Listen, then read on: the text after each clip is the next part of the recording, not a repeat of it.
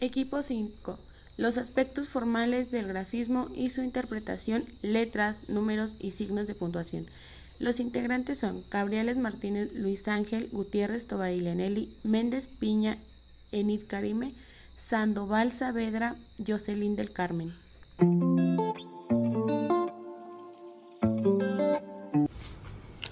Elementos formales del grafismo. Para comenzar, nos referimos a los grafismos como representaciones visuales, dibujos de líneas, puntos y diferentes formas. Los grafismos no se encuentran simples o solamente líneas o puntos, sino que también pueden estar combinados unos entre sí. Es decir, se intercalan puntos, rectas, líneas paralelas, verticales, horizontales y en conjunto ya forman grafismos. Igual pueden ser solamente puntos, solamente líneas y igual se les considera grafismos. Los elementos generales o formales del grafismo se ocupan de las características que conforman las rectas, curvas y trazos mixtos de las grafías. Es decir, en conjunto una serie de puntos puede formar una línea, una recta o una curva. Esto igual se le denomina grafismo cuando varios de estos se unen. El análisis se centra en observar si las curvas son cóncavas o convexas, si son amplias o cerradas, si aparecen perfiles gruesos en un mismo elemento, etc. Relación entre números y letras. Simplemente se preguntan al iniciar la escolaridad primaria o antes en el kinder. ¿Cuáles son las preguntas que se hacen más frecuentes al iniciar? Son: ¿quién puede leer palabras? ¿Quién puede leer números? Es una pregunta que se le hace a un niño de primer grado de kinder, de primer grado de primaria, en distintos niveles. Es un número que puede leerse aunque no tenga letras. Dibujo y textos. Este se basa en leer un texto en un dibujo. Por ejemplo, ves un dibujo de un cuadro que tiene flores, un paisaje, etcétera. Cada uno lo describe, lo va leyendo a cómo va viendo qué tiene esa figura, qué tiene ese dibujo, cuántas flores tiene, cuántas rayas tiene, cuántos círculos, etcétera. El dibujo que sea, del número que tenga, las cantidades que tenga, de rayas, de lo que sea. Se identifican. Igual se puede leer en un dibujo el texto. Puede realizarse un texto mentalmente o escritamente, escribirlo. Bueno, aquí también se maneja lo que son las letras, reconocerlas y saber nombrarlas. ¿Cómo podemos explicar esto? Al principio, como se dice en la pregunta, ¿quién puede leer palabras? ¿Quién puede leer números? Se combinan estas dos. Hay textos en los cuales están juntos letras y números. Textos de gimnasia cerebral para ver si tu cerebro logra entender ese texto o te falta practicar.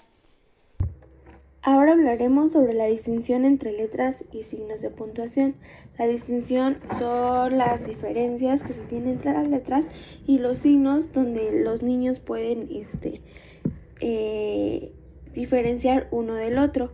La primera distinción es: no hay diferenciación entre signos de puntuación y letras. El niño utiliza para estos signos especiales la misma denominación que emplea para designar a los números o las letras.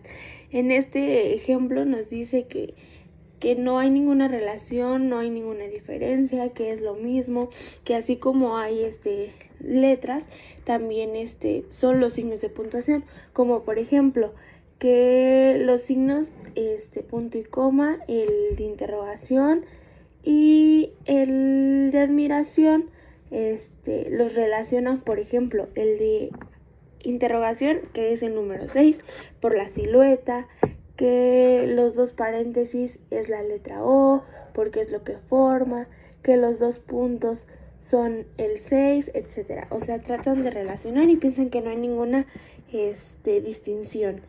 La segunda, hay un comienzo de diferenciación limitado al punto dos puntos, guión y puntos suspensivos, es decir, a los signos compuestos solamente de puntos o de una sola línea recta se dice de ellos que son puntitos o rayitas, pero en su mayoría los signos de puntuación siguen siendo asimilados a letras o los números. Esto quiere decir que los que tienen que están conformados por punto y raya no son letras, o sea, ahí sí ya hay una distinción donde son puntos y rayitas, pero no lo denominan como un signo, sino punto y rayita. Y los que, como les comentaba anteriormente, los que tienen silueta o les encuentran la forma, para ellos son letras. El tercero, hay una diferenciación inicial que consiste en distinguir dos clases de signos de puntuación: los que tienen un parecido gráfico con las letras y o números y que continúan asimilándose a ellos, y los otros que no son ni letras ni números, pero que el niño no sabe que pueden ser. El conjunto de los que siguen siendo asimilados a las letras o números es fácil de imaginar. Por ejemplo, volvemos a lo mismo. El niño descifra o relaciona que un signo de puntuación, es una letra debido a su silueta o a su forma de ser. Por ejemplo, el punto y coma se podría relacionar con la letra I, y el el signo de interrogación puede ser el 2, la S, o sea, ellos tratan de asimilarlo. Y el 4, hay una diferencia neta entre las letras y signos de puntuación. Solamente puede persistir punto y coma como letra por asimilación a la I, pero los otros se rechazan, se dicen de ellos que no son letras, aunque van con las letras. Por ejemplo, hay varios que pues no le encuentran ninguna similitud a esto y los tienen totalmente separados, que son muy diferentes, como por ejemplo se dice que la coma no es la letra de esta letra, que la coma no es letra de esta letra es, señalando la letra anterior a la coma, indicando claramente que la coma no es en sí misma letra, aunque puede ser parte acompañante de una letra. O sea, por ejemplo, aquí en el caso de la I es punto y coma, lo que hace que es la rayita del palito de la I y el puntito, pues el puntito de la I. Entonces, varios son capaces o incapaces de diferenciar gráficamente las letras de signos de puntuación, y pues ninguno llega a darles a estos últimos una denominación específica ni hacer suposiciones acerca de su función. O sea, piensan que todo es algo mismo, que se relaciona por no tener una diferencia gráficamente, pero hay otros que sí, o sea, no tienen ninguna relación y los pueden diferenciar. Pero a mi punto de vista, pues como ya estamos un poquito más avanzados, sabemos que es muy diferente lo que son las letras y los signos de puntuación, aunque en algunas ocasiones, como lo menciono, se puede interpretar, o si por ejemplo yo les pongo un mensaje con los signos dando una idea que fueran las letras, pues sería un poco difícil, pero podríamos intentar. El siguiente tema del que vamos a hablar es la orientación espacial de la lectura. Pues bueno, nos dice la lectura que la orientación espacial juega un papel muy importante dentro del desarrollo pues de la lectura y la escritura del niño. Nosotros no nacimos con el conocimiento de saber que al momento de que uno quiere leer comienza de izquierda a derecha. A todos nosotros se nos fue inculcando ese conocimiento a medida que íbamos creciendo. Que el alumno conozca la orientación espacial de la lectura es muy importante. Cuando el niño no tiene ese conocimiento de la orientación que lleva a la lectura, es muy probable que, por ejemplo, voltee las letras o no reconozca algunas palabras. Por lo mismo de que voltea las letras, pues no va a saber cómo leerlas. Es por eso que es importante nosotros darle a conocer al niño que uno cuando va a leer comienza de izquierda a derecha. Y este conocimiento no les queda muy claro desde el primer momento. Hay que irlo reforzando una y otra vez. Bueno, como lo decía en la diapositiva anterior, los niños no nacen con ese conocimiento de diferenciar el sentido de la lectura, de que, la lectura se comienza de izquierda a derecha. No, es algo que se les da a conocer, es un aprendizaje que ellos adquieren. La alternancia de orientaciones dentro de la lectura está presente en varios niños.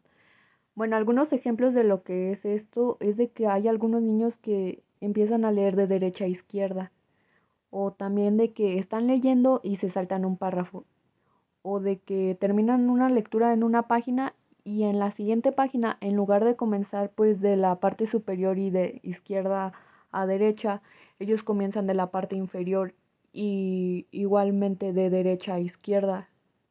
Estos errores por parte de ellos pues son muy comunes al inicio y es por eso que es importante ir reforzando esos conocimientos.